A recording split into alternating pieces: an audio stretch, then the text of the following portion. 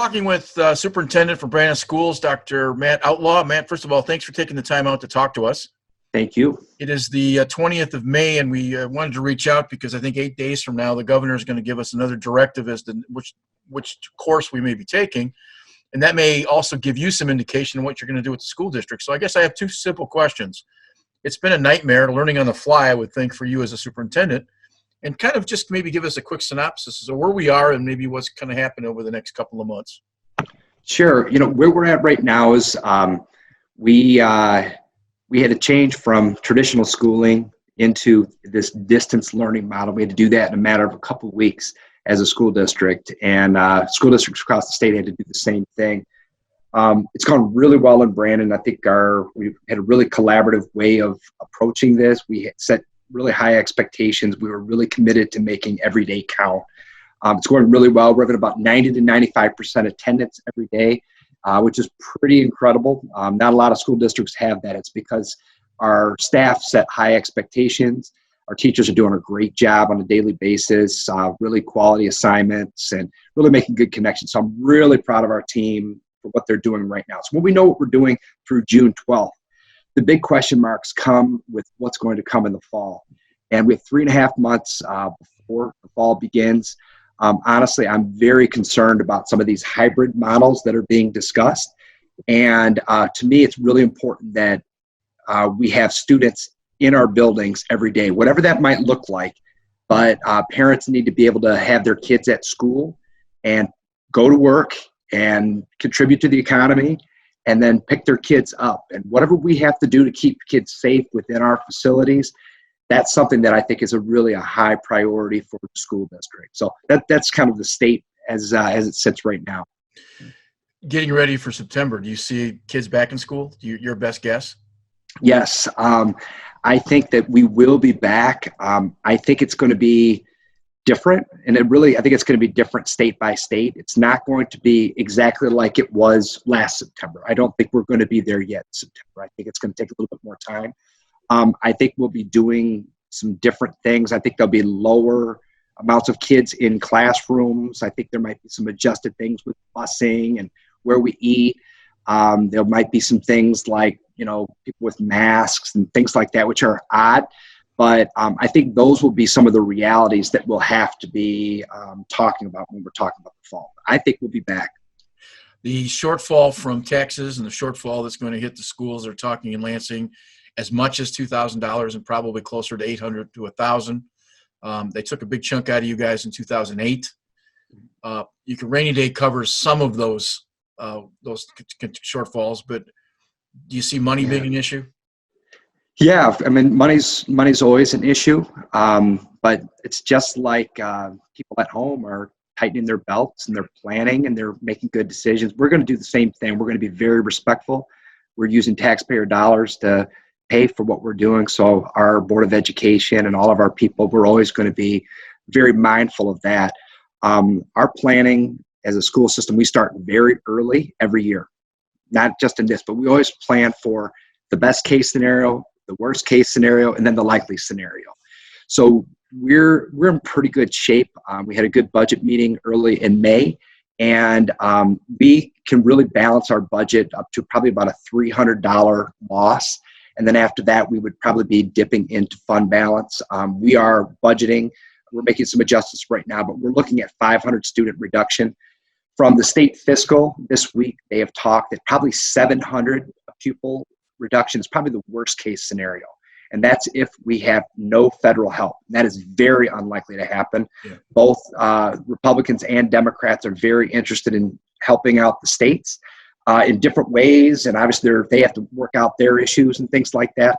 But there is going to be money coming to the states from the feds at some point, which should help backfill the state budget, which will take that 700 number down to a more realistic. If I were to guess, I would guess that we're probably going to be somewhere between a 300 to 500 per pupil reduction next year. That would be my best guess.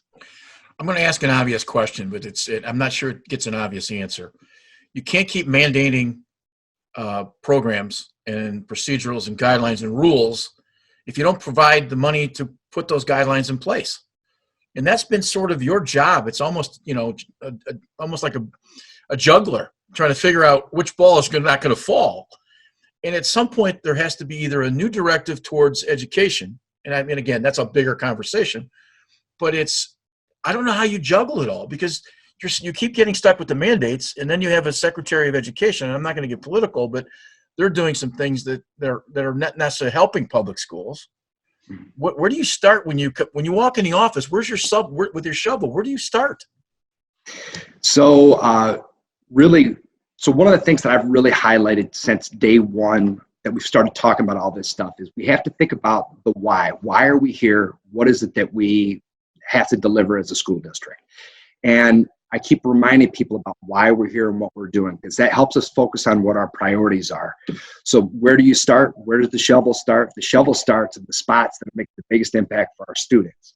So I know that sounds cliche and things like that, but it matters. We have to continue to reinforce, because if you get sucked into all of the stuff that's happening on the news, right, or the changing orders, and this state is doing this, and this country is doing something completely different, we can lose our minds. Right. So we need to stay very focused. We're focused on the students in Brandon, what's best for the kids in Brandon.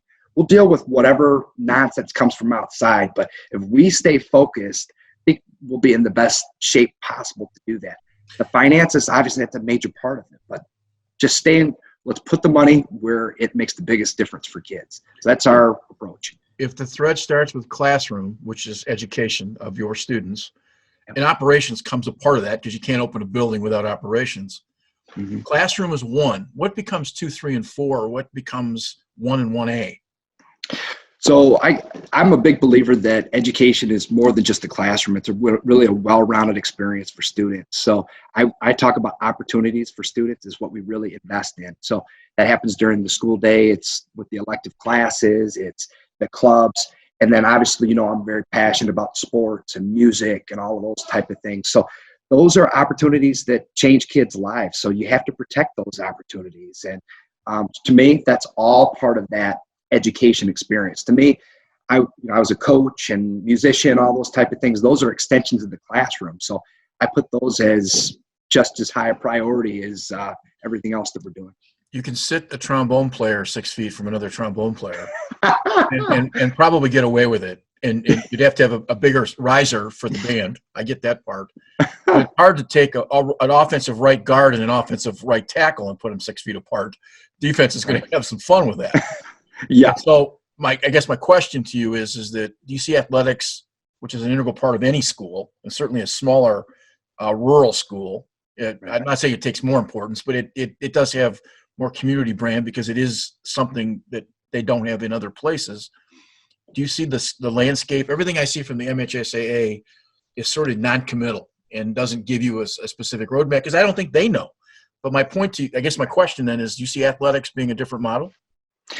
So I think there's going to be some things that are different with athletics potentially, but the difference is that K-12 schools are going to lead the way when it comes to the classroom. There's nobody else to really show us what to do.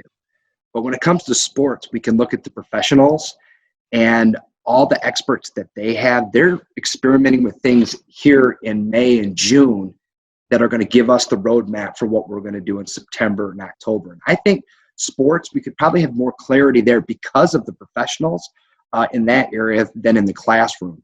So I think they're going to look different, but the NFL, they're working like crazy to make sure they're playing, and they're not going to have 6 feet between players, but I think they're looking at things like the testing and some of those type of things to just make sure that you mitigate risk. I know that youth baseball, they're all talking about going back, and they have some different parameters and things, but I would be surprised if we're not playing sports in the fall. I find it unique that even at Comerica Park, the guys are going to have to show up in their uniforms from home, play their game, do what they've got to do, get back in their cars. And so they're going to be, if they get a flat tire down 75, you're going to see a Tiger standing on the side of the road in his uniform. That's going to take some getting used to. From an athletic standpoint, lots of pay to play across the state. I think those numbers go up a little bit with shortfalls. Is that a fair estimation? Not in Brandon. That's not going to happen. So we're not. one of our priorities as a district, it's one of our top 3 goals, is for kids to be involved in a well-rounded experience every year beyond the classroom. And so for us, no, we're not interested in raising rates and doing anything that's going to reduce access to our sports and activities. So no, we're not doing that. One of your jobs as superintendent is morale. At this point, what are some of the things you're doing to keep staff together? So people like to be part of a winner, and they like to be part of things being done the right way. They like to be part of things for the people being part of things being done for the right reasons. And I think that's been a real unifier for us. And I've been so proud of our staff. They've been doing all kinds of things with students. Like every morning at the elementary levels, there's a different home where they do the Pledge of Allegiance. And this week, there's a little kindergarten girl with their hand across her heart, and she's practiced the Pledge of Allegiance, and there's the flag, and it's beautiful. Like there's all these little things that they've done to keep kids connected and the staff connected. And those little things are making a big difference. Our principals are doing a really nice job of staying connected with our staff members. And then also just reiterating how important what we're doing is every day. And I think that when people lose purpose is a lot of times when they lose their morale. When people know that what you're doing is making a difference. And it's a tough time for a lot of people when a teacher in our schools can be stability for a family that rallies us together. So I'm really proud of our staff. They've been so creative and fun, and spirit weeks, virtual spirit weeks with these crazy hair days and things that are cute that keep kids connected. And so that's some of the stuff that has been done across the district to keep morale high. If there is, we've done a great adaptation and adapting with first-line responders and the medical profession. I'm not sure that school districts, teachers, administrators get the credit for the quick turnaround. And there's no school today. By the way, we still got to get the days in between now and June. I don't know of an industry that could have turned around faster than you guys did educationally in Michigan. Of course, that's true across the country. Is there enough credit given to how fast this has turned around and gone to the computer and going to virtual classrooms? I think it's getting lost in the message. I think that there's a lot of appreciation out there for teachers. And I think that parents that are trying to homeschool their kids, and some of these districts where a lot of the burden really has been placed on the parents, we've really worked hard not to do that. Parents have to be part of it. I think parents are seeing it's challenging, motivating young students, keeping them focused. I think there's been a really high degree of appreciation for teachers from a lot of folks out there. And I think really people really respect, especially their own teachers. And they see them going above and beyond and doing all these extra things to check in on students. They really care. And I think this has given an opportunity for maybe some of the best of what our teachers do to really shine. So no, I think they're shining in this tough moment. With the burden of teaching at the moment being certainly to some extent on the parents, because they're doing a lot of homeschooling, they're getting maybe an idea that what teachers really do. So maybe you can, as an educator, I'm a parent sitting home with my 3 kids, and I don't have any idea about education. What should I pay attention to as a parent based on the idea that these kids are going to be taking virtual classrooms? What should I be watching for? Well, one of the things that we're doing in Brandon that's different than a lot of the other districts is we call it real-time instruction. There's a fancy term, synchronous instruction. We're doing a lot of real-time instruction because there's no replacing a teacher. And that has made a big difference. So the teacher's able to help guide the students, to help explain important concepts and be able to teach. And then the parents are able to reinforce. But what should parents really be looking out for? They should be advocates for students when they're struggling, is reaching out to teachers, asking good questions. It's about engagement, making sure that kids are ready. I think those routines that you have on a daily basis are really important. Again, a reason why we have real time, because students thrive on structure. We all thrive on structure. But when you know that at 10:30 I need to be in this middle school class, that's structure. It's great. It really helps. So I think for parents, the structure is really important. Obviously, things like nutrition and keeping students on some sort of regular schedule, that they're sleeping appropriately. those are things that parents, whether it's virtual or not, those are some of the things that parents can do that make the biggest difference. But really being an advocate for your kids, setting expectations, really believing that all of this stuff matters. Education matters. Every day matters. So I think reinforcing the value of it, I think those are some of the things parents can really do to help. This pandemic, even if we do get a virus, I think changes the way we operate, because I think the next catastrophe could just be down the road. And I think there's a number of folks who've had that discussion. So education is going to change. I don't think it'll be the same when we come back. I always think of it as, we went from horses and we went to cars. And I'm sure there was, if you read enough information, enough history, you find out even the folks that were on horses didn't want to get into a potential 6-horse engine and a Model T that would blow up and kill them. I mean, I get that premise. Right. What right now over the next 6 months keeps you up at night? I'm really concerned about a lot of school districts doing this hybrid thing that they're talking about in the news. It's just not practical.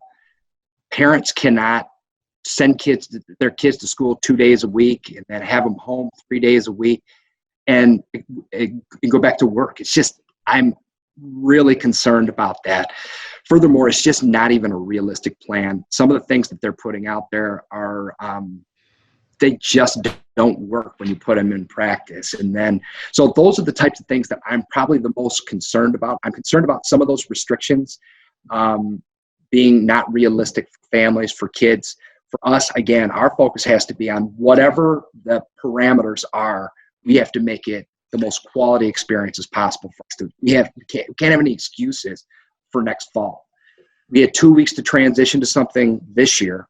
Well, we've got a lot of time to transition. So we have to knock it out of the park in September, no matter what is thrown at us. So those are the types of things I'm concerned about. Does the state have the power to mandate that all districts run the same way, or is that an individual power thing?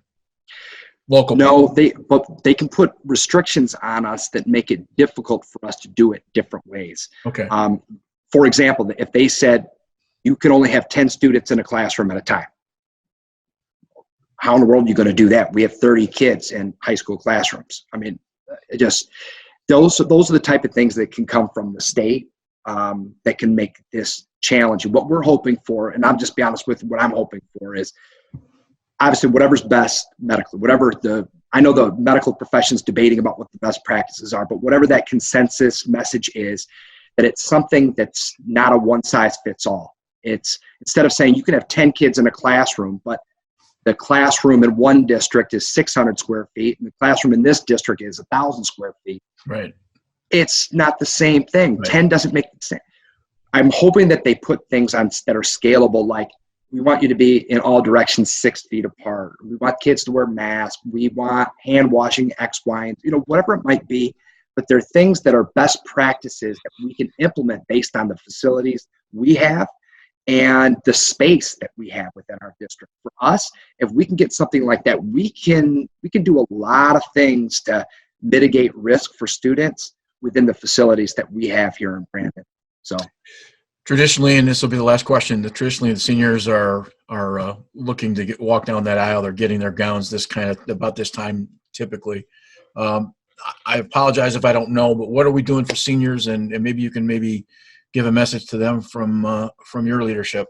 Yeah, sure. I guess the first thing I would say is congratulations to our seniors. Class 2020 it's a great class of young people, and I think we're all, our hearts are breaking for all of them that we're not doing all of the cool senior things that we do.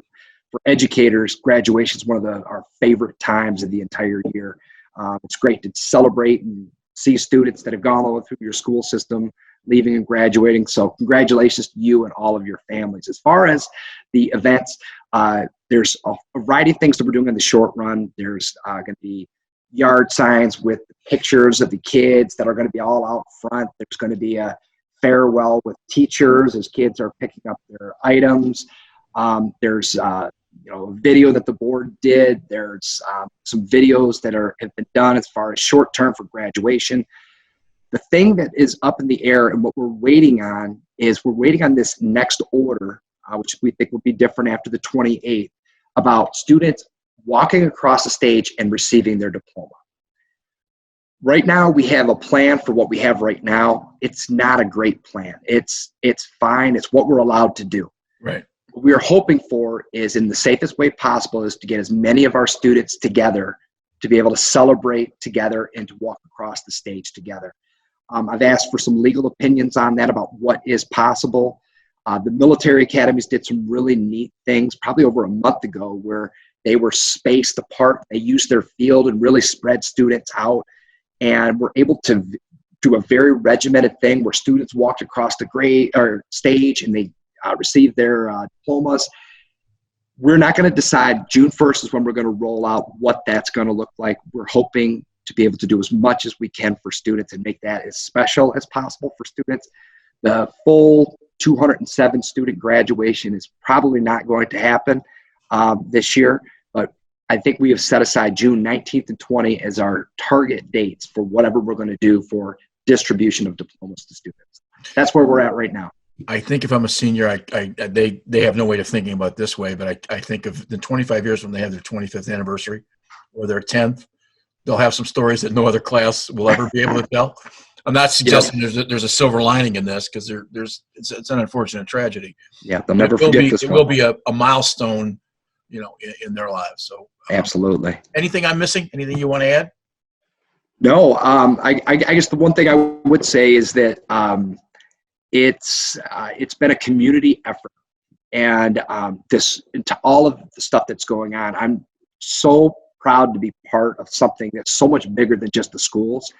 We're doing like our food distribution program. We've distributed about 50,000 meals to students during this time period, and we have people from churches and volunteer groups calling and just asking how they can help, anything they can do to help during this time period. And I think that one of the things that oftentimes happens is during tough times, a lot of people look inside and they take care of their family. And what I appreciate about Ortonville Brandon is that people look out and they say, how can I help my neighbor? What can I do to help my neighbor and the person down the street? And that community cohesion is something I'm really proud of. And I just want to say thank you to the entire community for really standing up and shining during this tough time. So thank you from the school system. We appreciate you joining us. We will probably try to do this maybe once a month over the next couple of months, just to keep people invested. We're starting to do a 30-minute news program per week now with our students. Actually, your students. We're going to do a newscast and try and build some legitimate programming into the local process. So I appreciate your time, and best of luck, and good luck to the seniors, obviously. Thank you. Appreciate it. That was a conversation with Superintendent of Schools here in Brandon, Dr. Matt Outlaw. We appreciate Matt coming on board. We're going to keep you up to date exactly what's going on with schools and just kind of what's happening over the summer and where we're headed. And hopefully Matt will be a regular with the show over the summer, just to keep us informed of what's going on. Up next, we had a chance to have one of our correspondents, Annalise Elliott, took a time out to interview her volleyball coach. He was a teacher. Andy Stepp, the head volleyball coach at Brandon. And they got a chance to talk a little bit about what it was like to lose the season, the unfortunate timing of all that goes on. And Annalise does a little travel volleyball, and I think they had a discussion. So again, just a little bit more to keep us informed of what's going on in the community. And Annalise is going to interview Andy right now. Okay.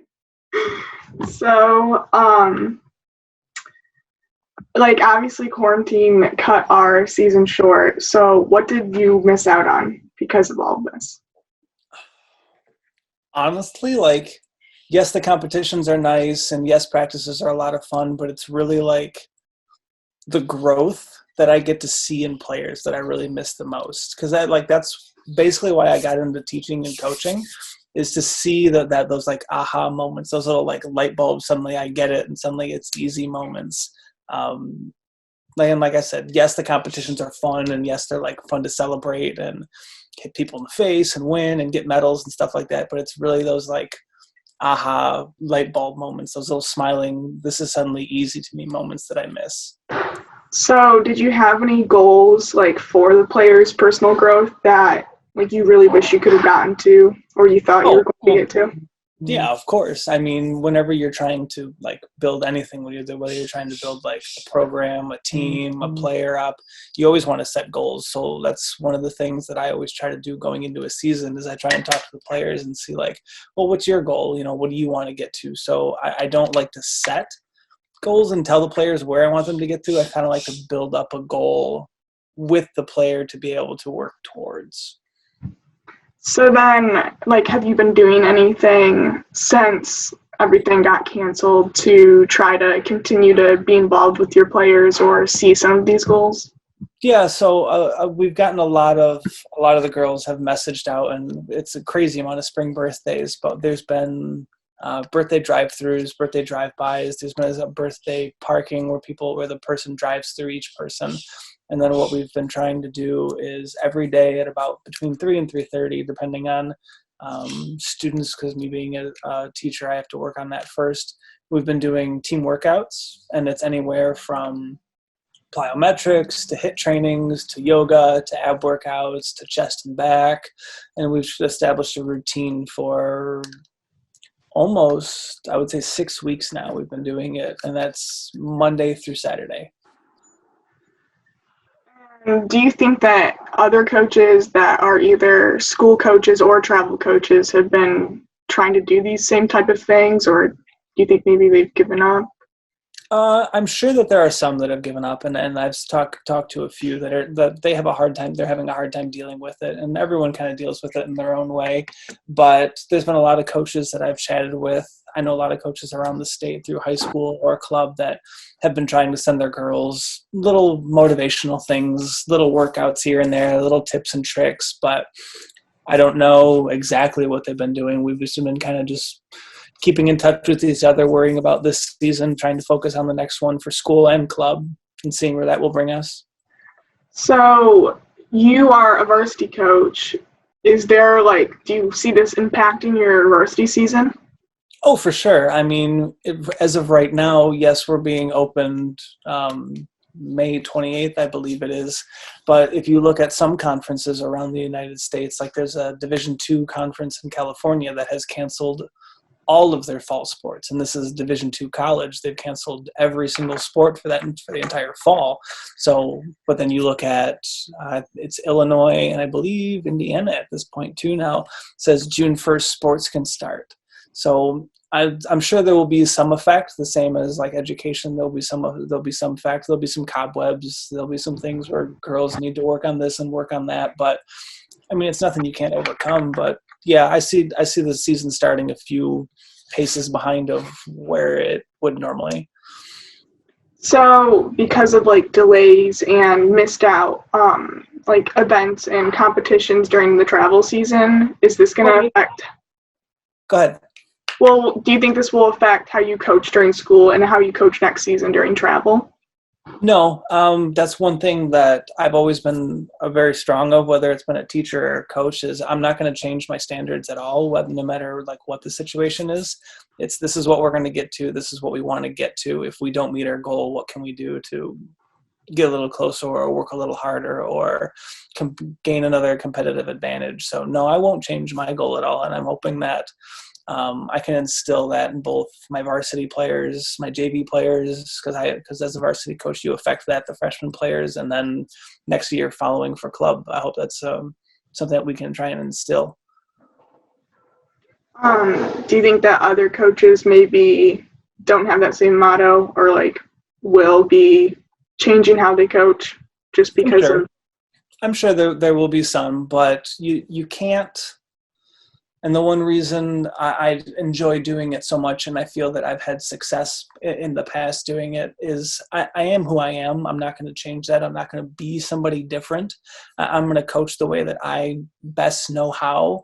And one thing that I will give, and a lot of people talk about students and kids nowadays, they're like, kids are dumb, kids are lazy, and this or that. But the best thing that kids are, and you can really, truly, I hang my hat on this, is they can tell whether you're being honest or not.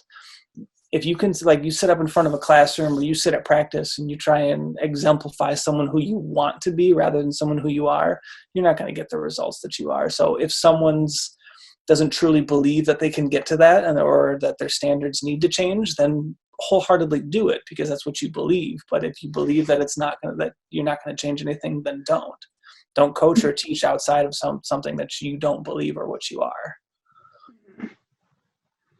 So then, I guess you missed, like, how are the, like, players that you had this year during travel, or do you think you'll be able to still instill those things in them, or no, because you kind of missed them, or you had to depart early? Well, I mean, I hope that through open communication, through texting, through the workouts that we're doing, that there is that work ethic, that an intrinsic motivation to be able to say, I've got nothing to work for, nothing to play for this club season, but I'm still going to work hard because I want to, or because I know it's going to eventually help me down the line. I hope that I instill that by being there, working out every day. For the girls that can't make it, I text in our group chat a link to the video, and I hope that they do it. But it's all about that intrinsic motivation. Is I can force somebody to do something, but it's really not going to hold true or become part of their character unless they really want to and unless they really accept it. So I guess to like really answer your question, I hope. Mm-hmm. So is there anything else that maybe like this quarantine has taught you or you've realized since losing your season? I actually had this conversation with my wife the other day. We sat down and we were talking about how it's terrible, and yes, that it's awful that all this stuff is happening. But I've really truly started to look at like the little things in life. Like, I woke up this morning. That's really cool to be able to say. I have a backyard that I can go and relax. Awesome. I've got neighbors that I can talk through over the fence, or I've got family that's 2 or 3 miles away. I mean, if this would have happened when I was in high school, like these things didn't exist. I would literally be on my own, or I'd be on AIM with like 50 different windows open and hope another one of my friends is there. So it's really the little things that you learn to appreciate that have gotten me personally through this. Thank you. Of course. All right. I think that's it. So thank you for the interview. So now let me follow up with some of these questions. Okay. You asked me if I feel that I've done or motivated or gotten through. So let me ask you that question. I think, like, just going beyond volleyball, like, you really have, because I remember one time at practice, we had some goal, and, like, we were not even close to hitting it, and you were like, do we lower the goal, or do we spend the rest of practice trying to get this goal? And then we just spent the rest of the practice doing it. So definitely, like other things in life, I'll be like, okay, I'm not even close to where I want to be, or I don't feel like I can do this. But like, instead of just like lowering the expectations, I would just put more time in. Good. So and that is what I love about coaching and teaching. So like the medals, the everything. I've got like 65 or 70 or however many medals and plaques hanging in my room downstairs. But that right there is why I coach. Definitely, like, you're like one of the most motivated people I know. So sometimes I'll be like, do I like lay in bed all day and like not do anything? And then I'll be like, okay, Andy's definitely up right now doing stuff, so I should probably at least get some of my schoolwork done. How has schoolwork been coming? It's been coming slow, very slow, because I don't know, it's hard to find the motivation to do it. And then once I get into the middle of it, if I don't understand something, it's not like a classroom environment, so it's like me really taking the time to figure it out. Yep. Yeah, it's not easy. I had to sit down and I've literally got my entire day scheduled on my phone, or I was having a hard time. I'm like, I'm not going to get any kids. It's no big deal. But yeah, I had to schedule my day out to be able to go from one thing to the next. Yeah, and I don't know, because the teachers give me stuff, but it's not like someone's telling me how to do everything. So especially like I have an AP test tomorrow, preparing for that. Like no one, like I have like loose guidelines on how to do it, but like I really have had to like sit down and try to like figure out everything I need. There's nobody like walking you through what the test. Well, I have an idea of like what the test will look like, and my teacher put together like a folder of exam materials, but as far as like reviewing and stuff, like we just missed out on that. We didn't have enough time to like, if we were in school, we would have been playing games and like reviewing, but That's crazy. yeah. For what subject? AP World History. Oh, okay. So you're taking the same test Elle's taking. Yeah, it's supposed to be one of the hardest AP tests. Like writing wise. I really started on a strong one. I don't know why I did this to myself, but Hey, it's going to help down the line. yeah, I hope so. I'm definitely like getting things together. I've talked to like other people I know who've already taken AP tests, like AP Gov and stuff, because it's like a similar concept of how the test is put together. Yeah. And they've given me some hints on how to do it. So fingers crossed I pass. I would say I would help, but Yeah, that's kind of how I feel. But I think that they redid the rubric, so I think it's a little bit easier than That's what it what, would be.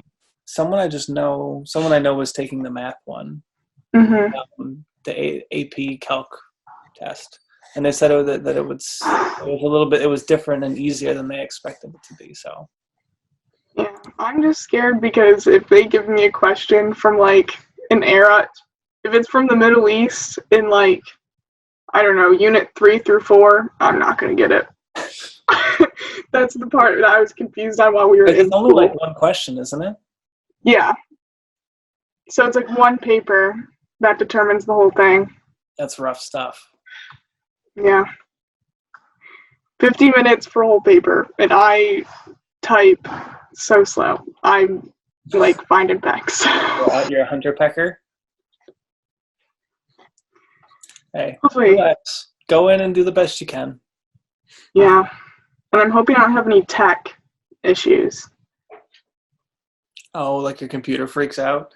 Yeah, because I don't want to take this at a later date. I just want to take it once and be done. Is that the only AP test you're taking? Yeah, the only one for this year. How many are you going to have next year? 3. What? Okay, give me 1 second. Sorry, dinner's done, but 3 next year? Math, science, English? Yep. God, I'm good. No, I'm done with history for high school. Okay. So does this mean that after the history ones, you're going to come rejoin our workouts? Yes. You know I had to call you out a little bit. Yeah, I was ready for that. Yeah, good. Well, make sure you say hi to family for me, okay?